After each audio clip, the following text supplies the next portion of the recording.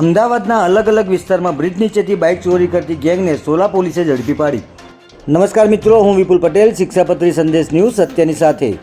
એક નજર આજના મુખ્ય સમાચાર પર. અમદાવાદના અલગ અલગ વિસ્તારમાં બ્રિજ નીચેથી બાઇક ચોરી કરતી ગેંગને સોલા પોલીસે ઝડપી પાડી છે.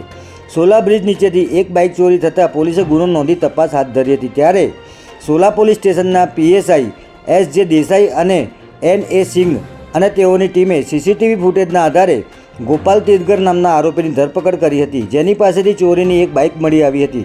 જે બાદ આરોપીઓની પૂછપરછ દરમિયાન આરોપીએ એક બાઇક નહીં પરંતુ અન્ય સાગરીતો સાથે મળીને કુલ 23 બાઇકો ચોરી કરી હોવાનું કબૂલાત કરી હતી. જેના આધારે પોલીસે મુકેશ પારગી અને ભરત સિંગાણા નામના અન્ય 2 આરોપીઓની ધરપકડ કરી હતી.